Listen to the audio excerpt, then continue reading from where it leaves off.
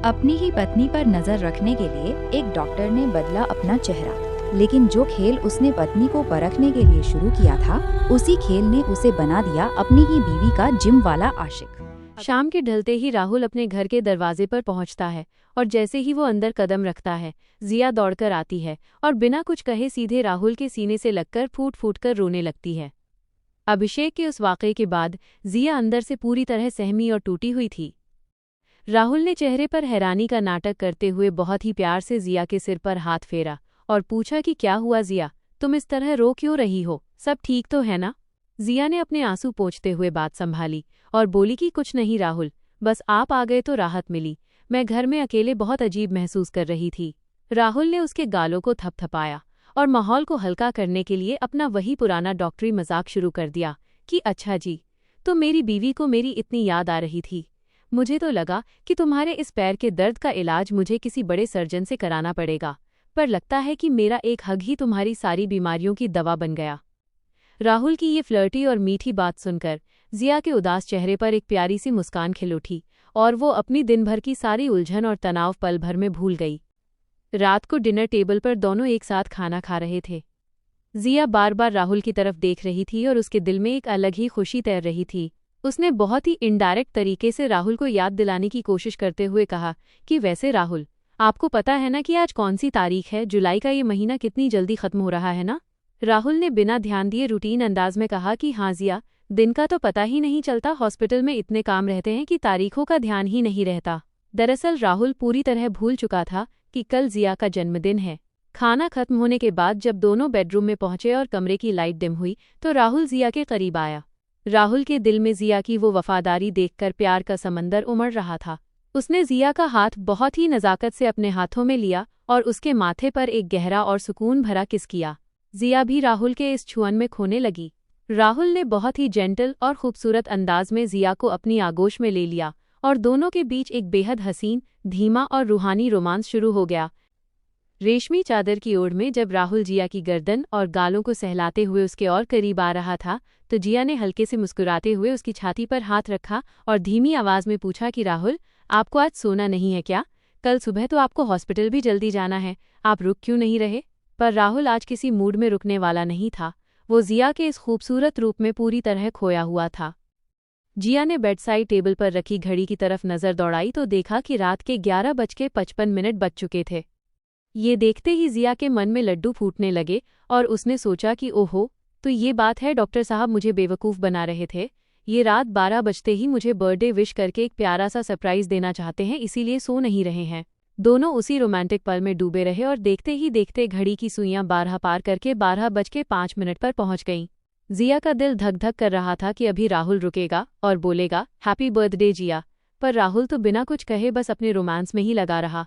जिया ने राहुल के कंधे को थोड़ा सा पीछे धकेला और शर्माते हुए बोली कि हटिए ना राहुल, वैसे आपको अभी इस वक्त मुझसे कुछ खास कहना नहीं है क्या? जिया ने एक आखिरी बार उसे याद दिलाने की कोशिश की, पर राहुल ने उसके होठों पर उंगली रखी और मुस्कुराते हुए बोला कि तुम कितनी बातें करती हो जिया, चुपचाप इस पल को महसूस करो ना। इतना कहकर वो फिर से उसे किस करने लगा। ये सुनते ही जिया का सारा सस्पेंस, सारी उम्मीदें और सारा मूड एक पल में चकनाचूर हो गया। उसे एहसास हो गया कि राहुल कोई सरप्राइज नहीं दे रहा था, बल्कि वो सचमुच उसका जन्मदिन भूल चुका है। जिया का दिल बुरी तरह टूट गया। गुस्सा और निराशा उसके चेहरे पर साफ दिखने लगी। उसने अपनी पूरी ताकत लगाकर राहुल को पीछे धक्का दिया और चिढ़कर बोली कि हटिए राहुल, मेरा अब कोई मूड नहीं है, मुझे अभी सोना है, प्लीज परेशान मत कीजिए।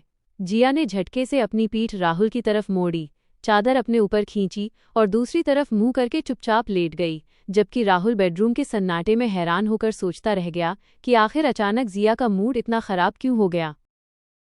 अगली सुबह जिया की आंखें खुलती हैं तो उसके दिल में एक छोटी सी उम्मीद अब भी बाकी थी कि शायद जागते ही राहुल उसे प्यार से गले लगाकर जन्मदिन की बधाई देगा। लेकिन राहुल का बर्ताव बिल्कुल आम दिनों जैसा ही था। उसने बेहद सादगी से जिया को गुड मॉर्निंग कहा, फ्रेश हुआ और फिर दोनों ने साथ बैठकर कॉफ़ी पी और नाश्ता किया। इसके बाद राहुल अपनी डॉक्टर की यूनिफॉर्म पहनकर हॉस्पिटल जाने के लिए तैयार होने लगा। जिया से रहा नहीं गया, वो राहुल के पास आई और बहुत ही उम्मीद भरी नज़रों से देखते हुए बोली कि सुनिए ना, आज हॉस्पिटल मत जाइए, कहीं बाहर घूमने चलते हैं ना।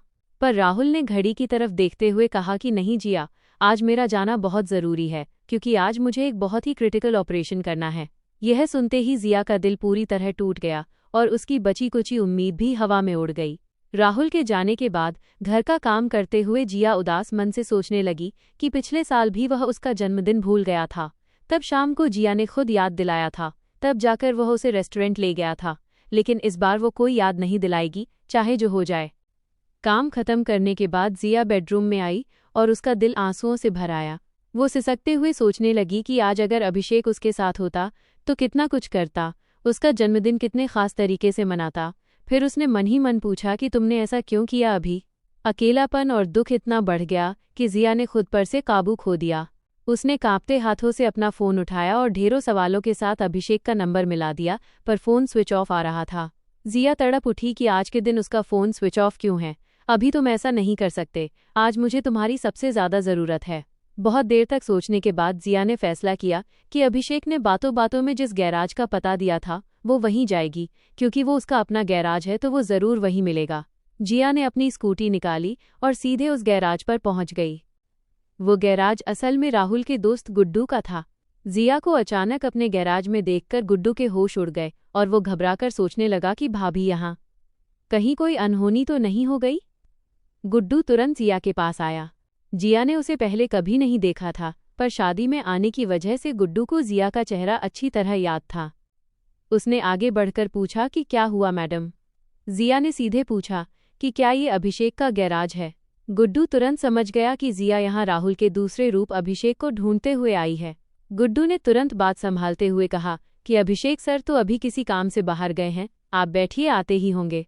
जिया ने परेशान होकर कहा कि उनका फ़ोन भी नहीं लग रहा है, तो गुड्डू ने मनगढ़ंत कहानी बनाते हुए कहा कि क्या बताएं मैडम, सर बहुत गुस्से वाले हैं। पता नहीं क्या हुआ था कि कल गुस्से में उन्होंने अपना फ़ोन ज़मीन पर पटक दिया और वो टूट गया। जिया को तुरंत लगा कि अभिषेक ने उसके साथ अपनी दोस्ती टूटने के गम में अपना फ़ोन तोड़ डाला है। गुड्डू ने कहा कि मैडम आप बैठिए, मैं आपके लिए चाय मंगवाता हूँ, सर आते ही होंगे। जिया को बिठाकर गुड्डू तेज़ी से गैराज के अंदर गया और उसने तुरंत राहुल को कॉल लगा दिया। गुड्डू ने घबराकर कहा कि राहुल गजब हो गया, भाभी यहाँ मेरे गैराज पर आई हुई हैं। ये सुनते ही राहुल का दिमाग सुन्न हो गया और वो चिल्लाया कि क्या? जिया तेरे गैराज में? पर क्यों? गुड्डू ने अपना सिर पीटते हुए कहा कि अरे अक्ल के दुश्मन, तूने अभिषेक बनकर जिया को मेरे गैराज को अपना बताकर एड्रेस दिया था ना, तो वो अभिषेक को ही ढूंढते हुए यहाँ आई है। राहुल को झटका लगा कि जिया उस अभिषेक के लिए उसके गैराज तक पहुंच गई। गुड्डू ने फटकार लगाते हुए कहा कि मैंने तुझे पहले ही कहा था कि ये सब मत कर, भाभी बहुत कोमल दिल की लड़की हैं, पर तू मेरी बात माना ही नहीं। अब बता क्या करूं? वो यहाँ बैठी हैं, उन्हें जाने को कह दूं? राहुल ने कुछ सेकंड गहरी सोच में बिताए और फिर भारी आवाज में कहा कि नहीं गुड्डू, उसे जाकर बोल कि अभिषेक आ रहा है। गुड्डू की आंखें फटी की फटी रह गईं और वो बोला कि क्या? पर तूने तो अभिषेक के कैरेक्टर को हमेशा के लिए खत्म कर दिया था ना? राहुल की आंखों में सस्पेंस की एक नई चमक आ गई और उसने कड़क आवाज में कहा कि नहीं गुड्डू, आखिरी चैप्टर अभी बाकी है। पर अब राहुल फिर से अभिषेक बनकर जिया के सामने क्या नया खेल खेलने वाला है?